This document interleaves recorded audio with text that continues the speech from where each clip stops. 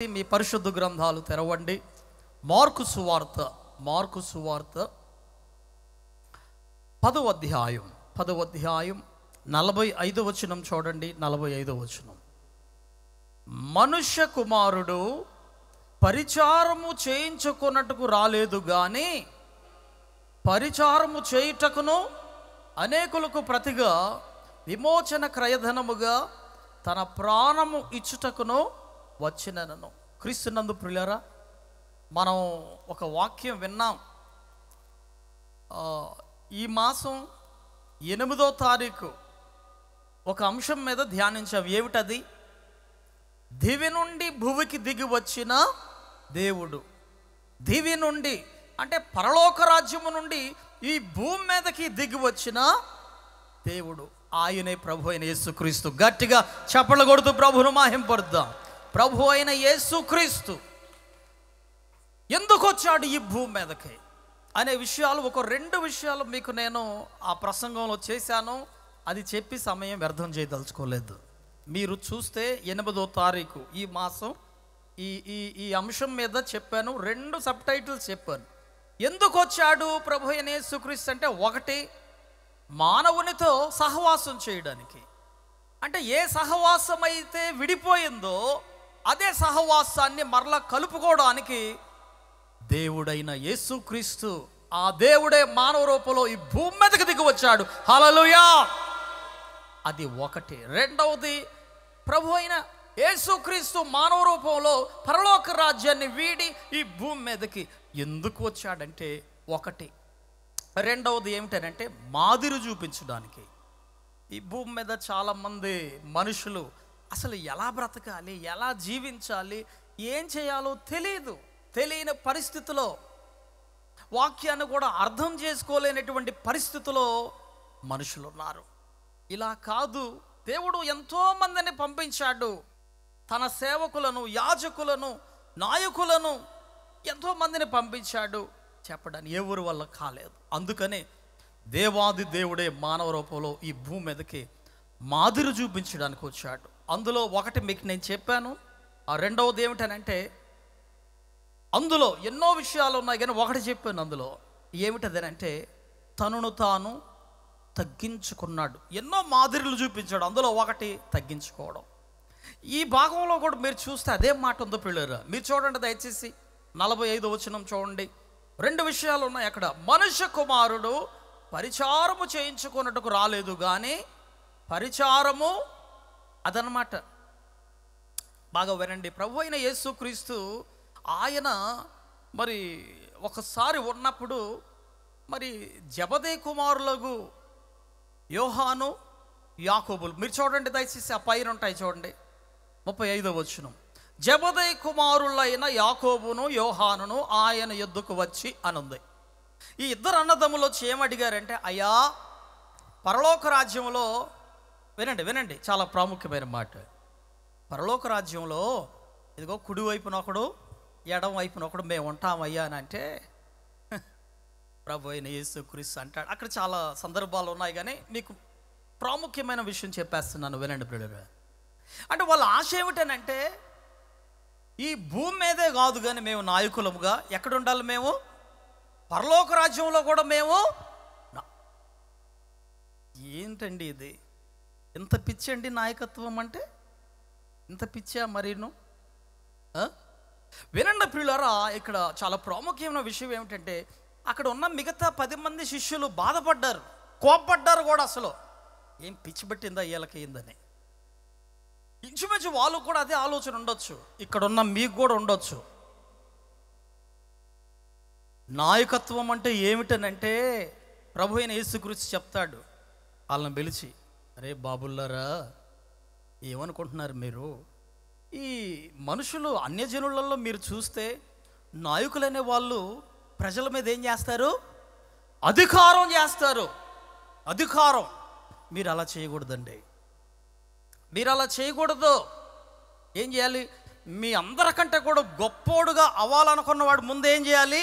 అందరికీ సేవ చేయాలి, ఉపచారం చేయాలి, పని చేయాలి. నేను గొప్పోడిని, నేను నాయకుడిని, నేను చెప్పిందే వేదం అనే మాత్రం అనుకోవద్దు.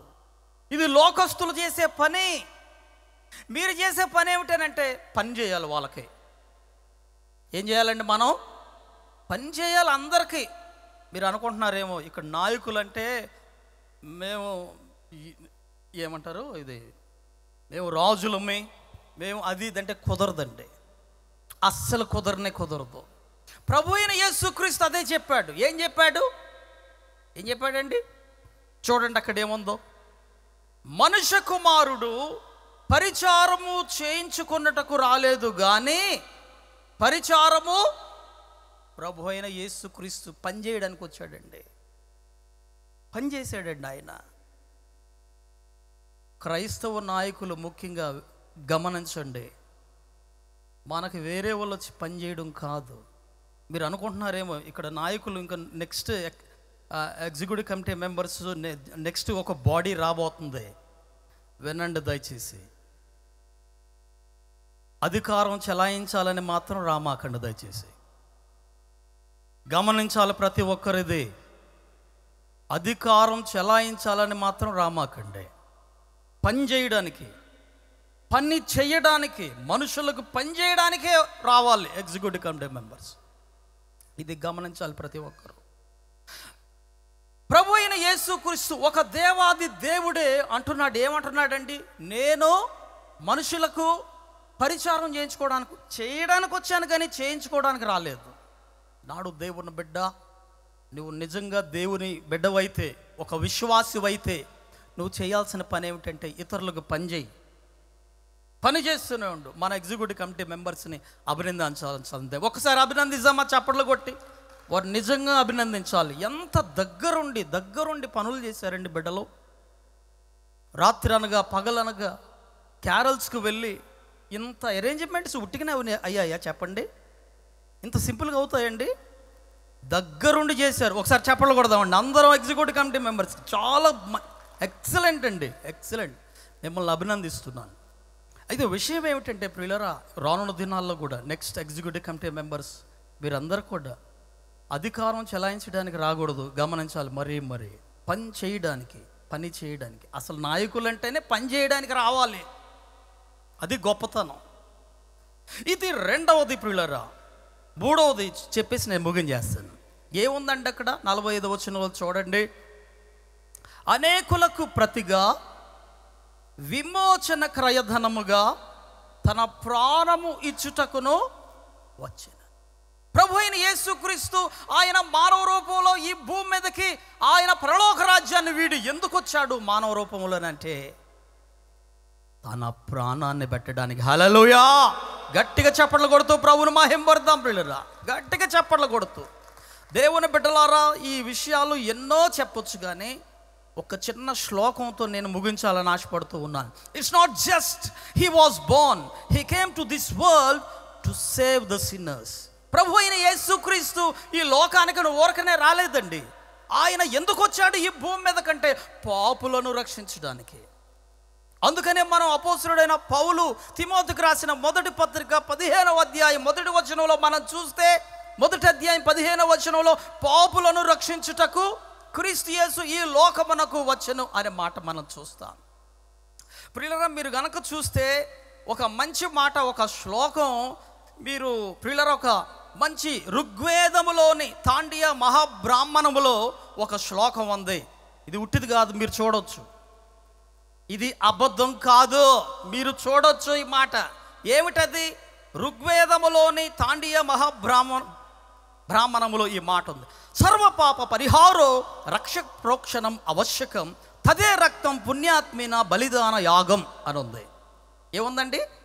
సర్వపాప పరిహారో రక్త ప్రోక్షణం ఆవశ్యకం, తదే రక్తం పుణ్యాత్మీన బలిదాన యాగం అని రాయబడింది. అంటే దీని అర్థం ఏమిటనంటే ప్రతి మానవుడు చేసిన పాపము, అంటే కన్నులతో చేసిన పాపాలు, చేతులతో కాళ్ళతో చేసిన పాపములను బట్టి, నోటుతో చేసిన పాపములను బట్టి, ప్రియులారా ఈ కంటి చూపుతో చేసేవి, చెవులతో వినేవి, నోటితో మాట్లాడేవి, హృదయంలో దాచుకున్నవి, ఈ పాపాలన్నీ కూడా పోవాలంటే ఒక పుణ్యాత్ముడైనటువంటి రక్తం ఎవరో చెప్తే చిందించకూడదండి.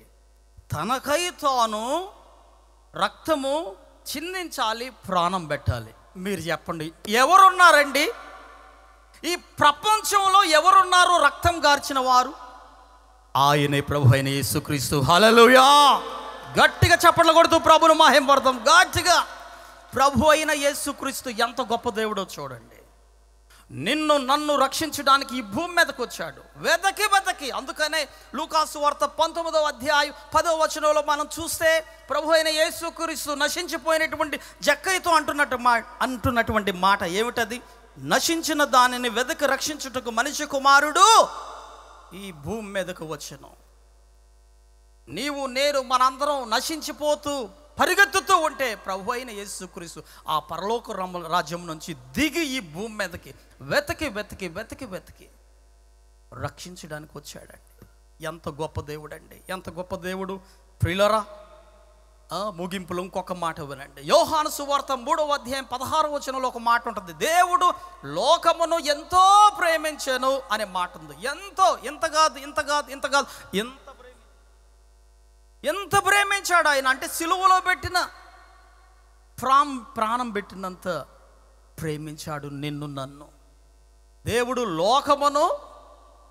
లోకం అంటే ఆయన ఒక మంచి గురుజాడ అప్పారావు గారు ఒక మంచి పాట కూడా రాశాడు ఆయన. ఏమిటంటే అది, దేశం అంటే మట్టి కాదోయ్ మనుషులోయ్. దేశంలో ఉన్న వారందరూ కూడా మట్టి కాదు, మనుషులు. అంటే దేవుడు లోకం అంటే మట్టి కాదు, అది లోకం అంటే మరేమో కాదు, మనుషులు. ఈ భూమి మీద ఉన్న ప్రతి మనిషిని ప్రేమించడానికి, ఎంతో ప్రేమించడానికి. దేవుని బిడ్డ, ఇక్కడ ఉన్నటువంటి నీవు ఈ మైక్ తరంగాల ద్వారా నీకు మాటలు వినబడుతున్నాయి. నువ్వు ఏ మూలనున్నా ఒక సత్యం మాత్రం మర్చిపోమాకు. అదేమిటనంటే, ఇది కేవలం క్రైస్తవుల కొరకు ప్రభు అయిన యేసుక్రీస్తు పరలోక రాజ్యం విడిచి ఈ భూమి మీదకి వచ్చాడు అనుకుంటున్నారేమో. నో, కేవలం యూదుల కొరకు, కేవలం ఇశ్రాయేలుల కొరకు ఆయన వచ్చాడు అనుకుంటున్నారేమో మీరు. కాదండి, ప్రభు అయిన యేసుక్రీస్తు నీ కొరకు, నా కొరకు, మన కొరకు, మన అందరి కొరకు వచ్చాడు. సంతోషం ఉంటే చప్పట్లు కొట్టండి. సంతోషం ఉంటే. దుర్మార్గులం, పాపులము, నీచులమైనటువంటి నీ కొరకు, నా కొరకు ప్రభు అయిన యేసుక్రీస్తు వచ్చాడండి. నిన్ను నన్ను మార్చడానికి ఈ లోకానికి వచ్చాడండి. ఇంకెందుకు ఆలస్యం? ప్రభు అయిన యేసుక్రీస్తు మనందరి దేవుడు. ఆయన మనల్ని రక్షించడానికి వచ్చాడు. ఆయనకు లింగభేదం లేదు, మతభేదం లేదు, కులభేదం లేదండి. ప్రభు అయిన యేసుక్రీస్తుని మీరు అనుకుంటున్నారేమో ఒకప్పుడు బ్రిటిష్ దేవుడు, ఇంకొకప్పుడు ఇంకొంతమంది ఏమనుకున్నారండి, తక్కువ జాతికి సంబంధించిన దేవుడు అని. మరి ఇప్పుడు బ్రాహ్మణులు సహితము, రెడ్డి సహితము ప్రతి ఒక్కరు ప్రభు అయిన యేసుక్రీస్తుని నమ్ముకుంటున్నారు. హల్లెలూయా! ఎందుకంటే నిజమైన దేవుడు. హల్లెలూయా! నిజమైన దేవుడు అండి ఆయన, నిజమైన దేవుడు అండి. ఇది నమ్మండి ప్రియులరా, నమ్మండి, రక్షణ పొందండి. ప్రభు అయిన యేసుక్రీస్తు గొప్ప దేవుడు అండి. నీ కొరకు, నా కొరకు ఈ భూమి మీదకి వచ్చిన దేవుడు. మీరు ఏ మూలనున్నా సరే ఒకే ఒక మాట, యేసయ్యా నువ్వు నా కొరకు దిగి వచ్చావు, పరలోక రాజ్యాన్ని వీడి నా కొరకు దిగి వచ్చావు అని నువ్వు గనక ఇప్పుడే మరలా నువ్వు కోళ్ళు, మేకలు, పొటేళ్ళు ఇంకేమో బలియాల్సిన అవసరం లేదండి. వినండి అమ్మలారా, అయ్యలారా, ప్రభు అయిన యేసయ్య మనందరి కోసం బలైపోయాడండి. హల్లెలూయా! ఇంకా అవసరం లేదండి. ఆయనే నీ కొరకు, నా కొరకు బలైపోయాడు. ఇంకేం అవసరంలా. ఒకే ఒక పని చేయాలి నువ్వు. యేసయ్యా నేను పాపిని, నన్ను క్షమించు, నీ అమూల్యమైన రక్తం నా కొరకు కార్చావు, నన్ను రక్షించు. ఇదిగో ఈ దుర్మార్గుడైనటువంటి ఈ నా హృదయంలో నువ్వు జన్మించయ్యా అని ఒక్క మాట ప్రార్థన చేసుకో, నువ్వు ధన్యుడు ధన్యురాలు అయిపోతావు. హల్లెలూయా! ప్రార్థన చేసుకుందాం. ఒక్క క్షణం లేచి నిలబడతారు అందరూ. ఒక్క క్షణం అలా లేచి నిలబడతారు. సమయం ఉంటే బాగుండేది. చాలా ప్రాముఖ్యమైన విషయాలు ఉన్నాయి, మిస్ అయిపోతున్నాయి. ప్రార్థన చేసుకుందాం తలలో వంచండి. నువ్వెక్కడున్నా సరే ఒక్క క్షణం అయ్యా నేను పాపిని ప్రభువా, నన్ను క్షమించయ్యా, నన్ను మన్నించు దేవా, నా కొరకు ఈ భూమి మీదకి దిగి వచ్చావు, నన్ను రక్షించడానికి, పాపినైనా నన్ను రక్షించడానికి ఈ లోకానికి వచ్చావు, నీకు వందనాలు అంటూ ప్రభువుని స్తుతిస్తూ పాపులను ఒప్పుకుందాం పిల్లరా. ఎవరట్టి చూడమాకండి, అందరూ అందరు కళ్ళు మూసుకోండి. అందరు కళ్ళు ప్రార్థన చేసుకుందాం. మహాగరుడ, పరిశుద్ధుడా, జీవాధిపతి, సర్వాధికారి, రాజులకు రాజా, మీకు స్తుతులు స్తోత్రములయ్యా. ఇదిగో నాయన, మీ వాక్యాన్ని బిడ్డలు విన్నారు. నువ్వెంత గొప్ప దేవుడవో తెలుసుకున్నారు. పరలోక రాజ్యాన్ని వీడి నశించిన మానవుని రక్షించడానికి లోకానికి వచ్చావు. పరలోక రాజ్యానికి చేర్చాలని ఎంత ప్రేమామయుడవు నాయన. ఏ బిడ్డలైతే అయ్యా నేను పాపిని, నన్ను క్షమించయ్యా, పరలోక రాజ్యానికి తీసుకొని వెళ్ళడానికి నన్ను ఈ లోకానికి వచ్చావు, కోల్పోయిన సహవాసాన్ని తిరిగి కలపడానికి, దేవునితో మాదిరి చూపించడానికి, పరలోక రాజ్యాన్ని నాయన మరి ఈ యొక్క పాపులందరినీ రక్షించడానికి నువ్వు వచ్చావు. నీకు వందనాలు. ఈ రోజు నుంచి నా జీవితాన్ని మార్చుకుంటాను, నీ కొరకు జీవిస్తానని అయ్యా ఎంతమంది అయితే బిడ్డలు ప్రార్థన చేస్తున్నారో ఒక్కొక్కరిని, ప్రతి ఒక్కరిని మీ చేతులెత్తి దీవించి ఆశీర్వదించమని ఈ మనవులను, స్తుతులను ఈ లోకానికి త్వరగా తిరుగు రానైనటువంటి నజరేయుడును నిజదేవుడైన యేసునామమున ప్రార్థించి స్తుతించి వేడుకొంచున్నాం మా తండ్రి. ఆమేన్, ఆమేన్. హల్లెలూయా. గట్టిగా హల్లెలూయా.